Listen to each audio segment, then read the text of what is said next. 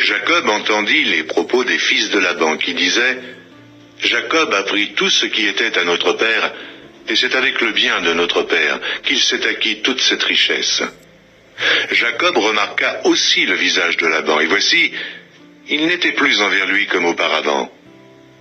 Alors l'Éternel dit à Jacob, « Retourne au pays de tes pères, et dans ton lieu de naissance, et je serai avec toi. » Jacob fit appeler Rachel et Léa qui étaient au champ vers son troupeau. Il leur dit, « Je vois au visage de votre père qu'il n'est plus envers moi comme auparavant, mais le Dieu de mon père a été avec moi.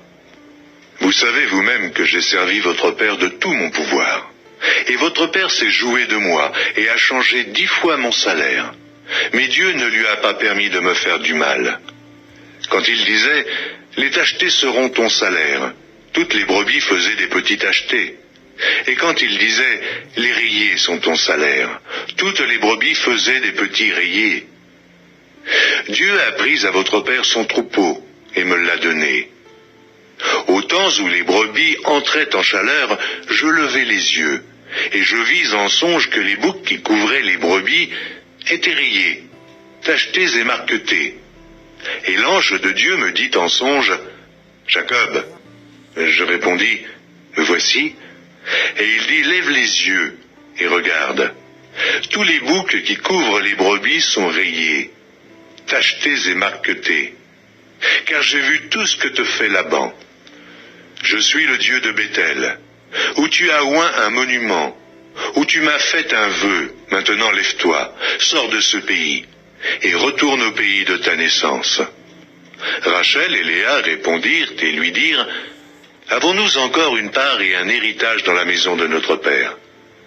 Ne sommes-nous pas regardés par lui comme des étrangères, puisqu'il nous a vendus et qu'il a mangé notre argent? Toute la richesse que Dieu a ôtée à notre père appartient à nous et à nos enfants. Fais maintenant tout ce que Dieu t'a dit. » Jacob se leva, il fit monter ses enfants et ses femmes sur les chameaux. Il emmena tout son troupeau et tous les biens qu'il possédait, le troupeau qui lui appartenait, qu'il avait acquis à Padam-Aram, et il s'en alla vers Isaac, son père, au pays de Canaan. Tandis que Laban était allé tondre ses brebis, Rachel déroba les téraphins de son père. Et Jacob trompa Laban, l'araméen, en ne l'avertissant pas de sa fuite. Il s'enfuit avec tout ce qui lui appartenait. Il se leva, traversa le fleuve et se dirigea vers la montagne de Galaad. Le 3e jour, on annonça à Laban que Jacob s'était enfui. Il prit avec lui ses frères, le poursuivit 7 journées de marche et l'atteignit à la montagne de Galaad. Mais Dieu apparut la nuit en songe à Laban l'araméen et lui dit, « Garde-toi de parler à Jacob, ni en bien, ni en mal. » Laban atteignit donc Jacob. Jacob avait dressé sa tente sur la montagne. Laban dressa aussi la sienne avec ses frères sur la montagne de Galaad. Alors Laban dit à Jacob, « Qu'as-tu fait? Pourquoi m'as-tu trompé et emmènes-tu mes filles comme des captives par l'épée? Pourquoi as-tu pris la fuite en cachette, m'as-tu trompé, et ne m'as-tu point averti? Je t'aurais laissé partir au milieu des réjouissances et des chants, au son du tambourin et de la harpe. Tu ne m'as pas permis d'embrasser mes fils et mes filles, c'est en insensé que tu as agi. Ma main est assez forte pour vous faire du mal. Mais le Dieu de votre père m'a dit hier, garde-toi de parler à Jacob, ni en bien, ni en mal. Maintenant que tu es parti parce que tu languissais après la maison de ton père, pourquoi as-tu dérobé mes dieux? Jacob répondit et dit à Laban, j'avais de la crainte à la pensée que tu m'enlèverais peut-être tes filles. Mais périsse celui auprès duquel tu trouveras tes dieux, en présence de nos frères, examine ce qui t'appartient chez moi, et prends-le. Jacob ne savait pas que Rachel les eût dérobés. Laban entra dans la tente de Jacob, dans la tente de Léa, dans la tente des 2 servantes, et il ne trouva rien. Il sortit de la tente de Léa et entra dans la tente de Rachel. Rachel avait pris les téraphins, les avait mis sous le bas du chameau et s'était assise dessus. Laban fouilla toute la tente et ne trouva rien. Elle dit à son père, « Que mon Seigneur ne se fâche point si je ne puis me lever devant toi, car j'ai ce qui est ordinaire aux femmes. » Il chercha et ne trouva point les téraphins. Jacob s'irrita et querella Laban. Il reprit la parole et lui dit, « Quel est mon crime? Quel est mon péché, que tu me poursuives avec tant d'ardeur? Quand tu as fouillé tous mes effets, qu'as-tu trouvé des effets de ta maison? Produis-le ici devant mes frères et tes frères, et qu'ils prononcent entre nous deux. Voilà 20 ans que j'ai passé chez toi.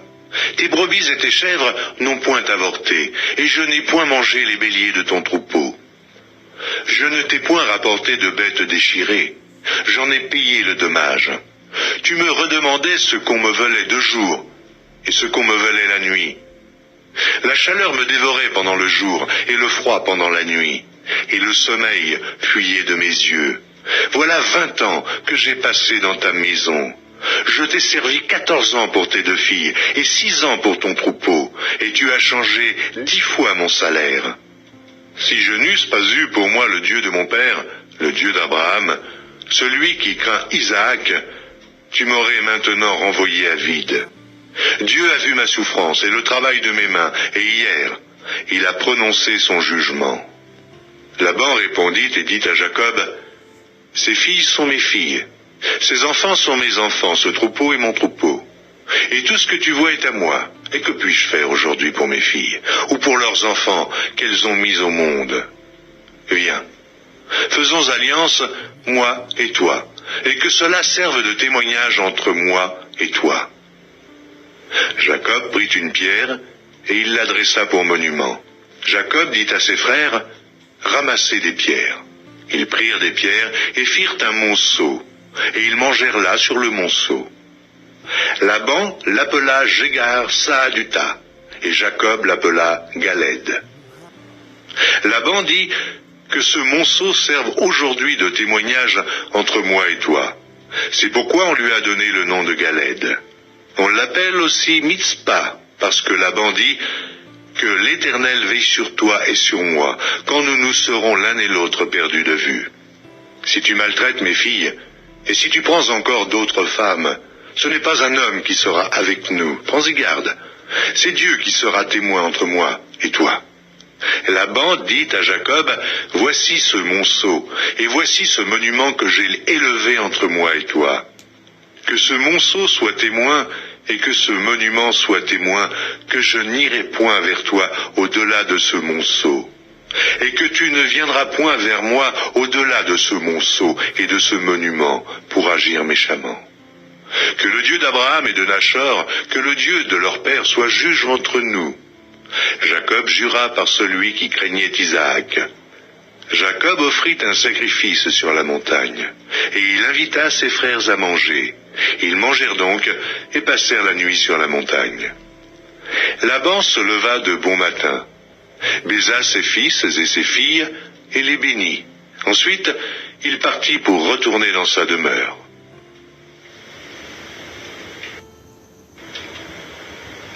La Genèse, chapitre 32. Jacob poursuivit son chemin, et des anges de Dieu le rencontrèrent.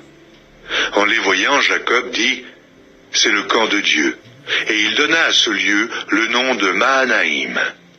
Jacob envoya devant lui des messagers à Ésaü, son frère, au pays de Séhir, dans le territoire d'Édom.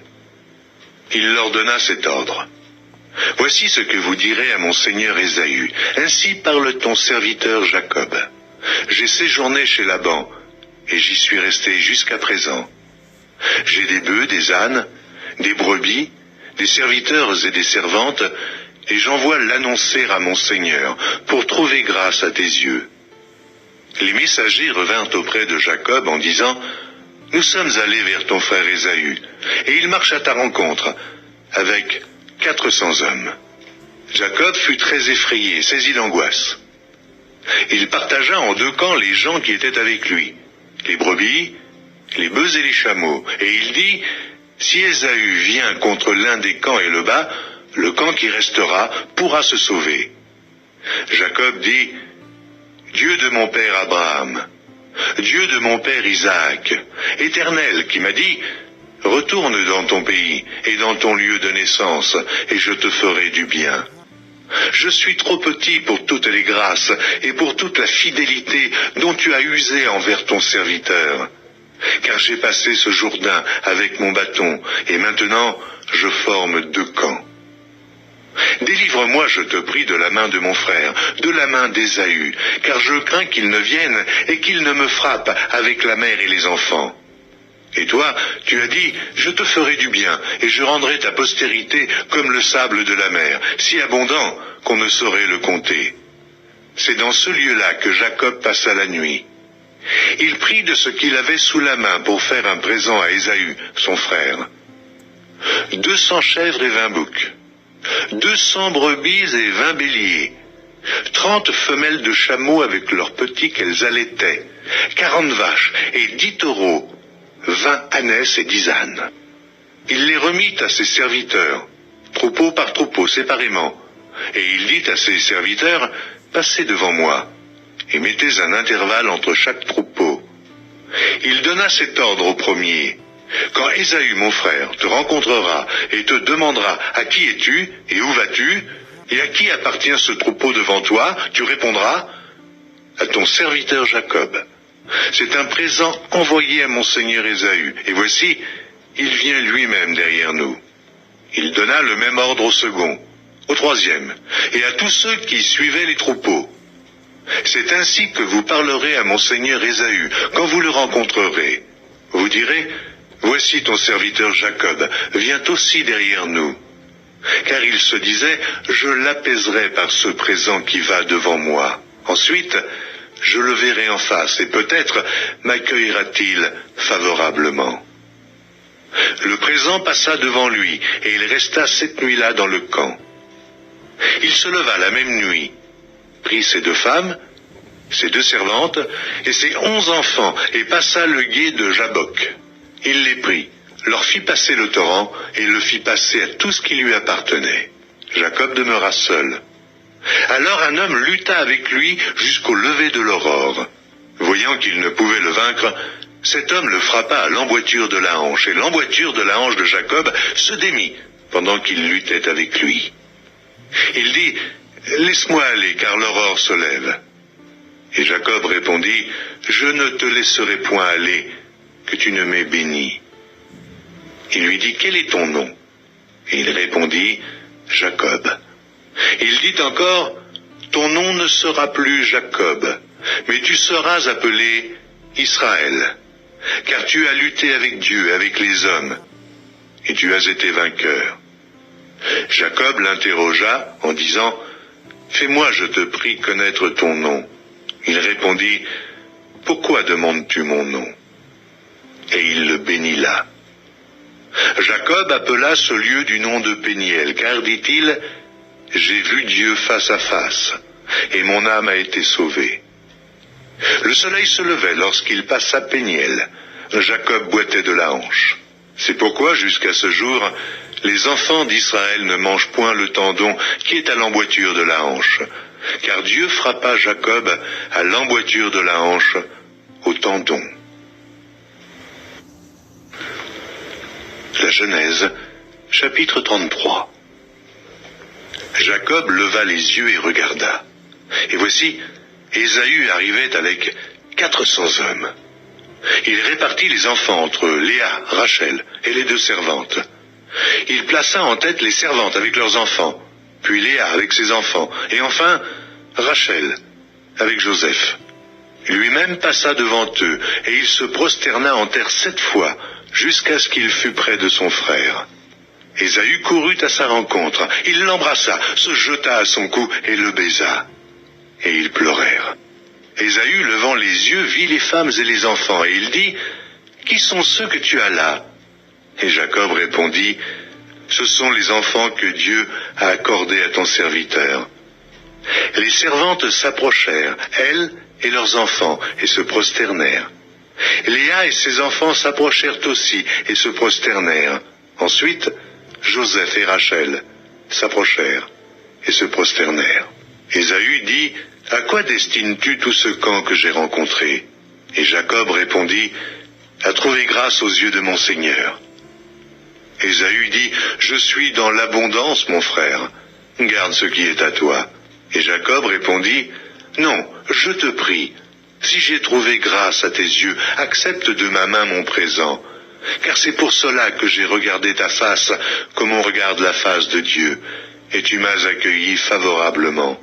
Accepte donc mon présent qui t'a été offert, puisque Dieu m'a comblé de grâce et que je ne manque de rien. » Il insista auprès de lui, et Ésaü accepta.